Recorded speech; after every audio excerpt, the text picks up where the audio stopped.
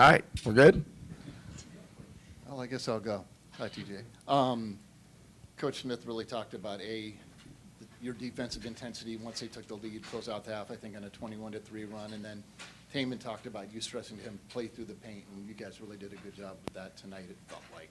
Yeah, Taman was particularly amazing, how he stood out in guarding the basketball, hunting down rebounds, driving the ball force, getting to the foul line, making plays. Felt like it was his best game probably this year, honestly, because his mentality set the tone for the game for everybody else on both sides of the basketball. And that's the resilient warrior that he's been for us, and we're going to continue to challenge him to be that same guy he was tonight because he was terrific. What has Taman's experience meant to this team in games like this where you have to grind things out, and he plays one of his best games of the season? Yeah, no, his experience, I mean, he's been in, played 2 years in the Big 12, so the games are going to be physical. You know that regardless of who you play, teams are going to come out and give it their best. And so he's been through those. He's had the ups and the downs. And so, it impacts our team every day, his experience and his intelligence and ability to lead and command our team, and that showed up for us tonight. Taman and Kurt actually both matched their season high tonight. How important is it for the backcourt to have multiple members that can go and get points when, especially Utah, seemed to be putting a lot of emphasis on trying to slow Keyshawn down early?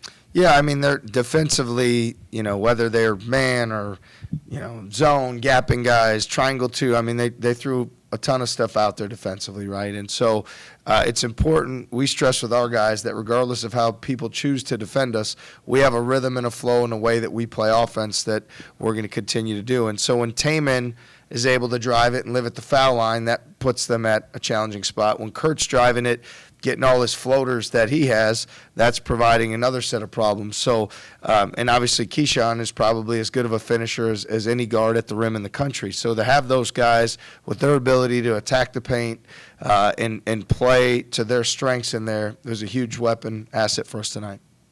Hey, TJ, when you were just getting to know Kurt and you're recruiting him from Buffalo, did he always have such great confidence in his shot, or was that something that has developed over the last year or so? Well, I think his hard work and his belief in himself, because when he got here, he didn't have that same confidence and belief, but I think he bought in. He knew what we needed from him. He stayed aggressive even when they weren't falling, and then we saw, early to mid-January, things started to go his way. And then since that point, there hasn't been a guy more consistent in our program than Kurt, but he's a tremendous worker, and he's somebody that puts a lot into it, so he expects a lot out of it. So, the confidence has been there for the last year or so, and it's great to see, and hopefully it only continues to elevate. Hines, you sound like me usually. I got you, and I gave it to you. And when speaking to members of that 2000-2001 era, they said that they had a similar process-driven mentality, but also looking back at it, they were surprised that at 18 to 22 years old, they were all kind of thinking like that. In your experiences, what has been key to getting your players to buy into that, or do the results and kind of speak for themselves as an endorsement? Yeah, I mean, we work really hard. Our staff works really hard to identify the right guys that fit in. They don't really have a choice in terms of how we structure the day and how we build it out. We're trying to build life habits for men to be successful in whatever they choose to do moving forward. So, our guys know what the standard is. They know what the work is on a daily basis. It's my job to make sure that we pick the right guys and we bring the right guys in, and we're very selective. So fortunate to have a group of such high character guys that have so much pride and care about what they do every single night and day in practice, and then care about each other. So, I think it's important as I talk to those guys, from the championship teams, that some of those same things, that work ethic, that process, that togetherness, that toughness, some of those same, pillars, dynamics, that sort of thing is hopefully present in both teams. How would you describe Kurt as an offensive player? Really good. He's such a tough cover. I mean, the threes he takes are well beyond the line, and a lot of times contested, and that doesn't really have a lot to do with anything. He shoots those at a high level. The aggressiveness that he plays with. Like if you're scouting and playing against him, and you'd say, well, he's going to make a lot of hard shots. He's going to make shots that analytics might say are bad shots, but he consistently makes them. And so it just opens things up for everybody else. So I think, like, in transition, too, I mean, he gets his feet down and shoots it with such confidence to deep. And then how he manages, making plays and getting assists. I mean, I don't know where it is right now, but he's usually like 3.5, 4 to 1 assist to turnover, which is crazy. So it's having another guy who's played point guard in his career that can facilitate, make plays, and score it at a high level. And to have that as a weapon coming off the bench is, we're really fortunate. The last 8 minutes of the first half, I think you ended it on about a 21-3 run. What kind of message did you have to the team coming out of that under 8 timeout? I know Taman and I think Curtis both said that you challenged them to up the intensity after that moment. Yeah, I felt like, we've started games relatively well. We've had certainly games at the end where we finished well, but there's been times our mental focus, attention to detail, throughout the course of the game, there's been slippage. And so we challenged them that, we looked at it tonight and said, hey, there's 10 rounds to this thing. There's 10 4-minute games, and we want to work to win every round. And we had lost a couple there. And it was really important that we dial in and finish the half the right way. And so that was really the message more than anything. Do the physical things, do the toughness things, guard the basketball. We got beat up on the offensive boards early. We weren't as physical as we needed to be on the glass. So there was things we needed to clean up physically.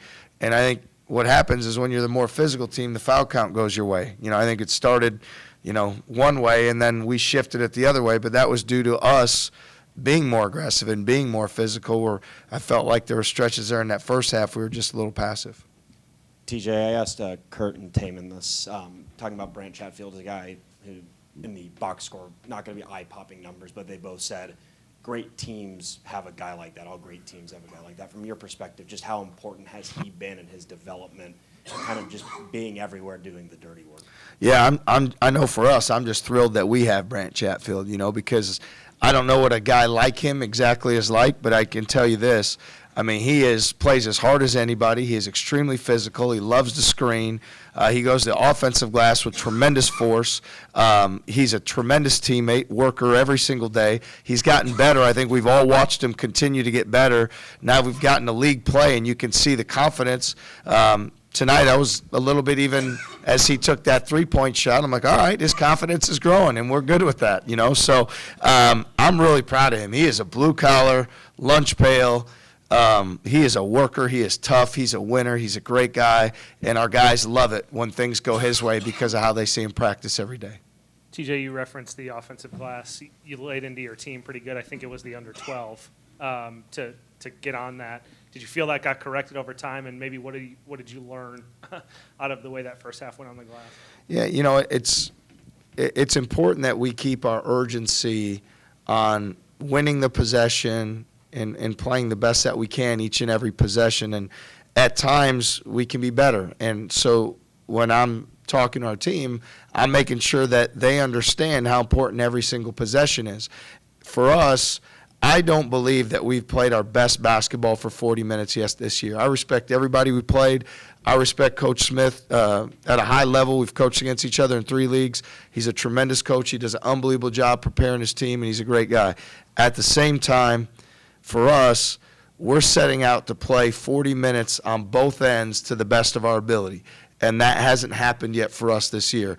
And for us to see where we can go or what we can be or all those sort of things, we have to start by doing it one time in a game. I think we have some great practices, but we need to keep focused. And I felt like there was that stretch after the game, after the first 8 minutes or so, there was a 6 to 8 minute stretch there where we were not focused and we needed to get locked back in. So, happy that we were able to do that. But as we move forward, we can't put ourselves in those positions, night in and night out.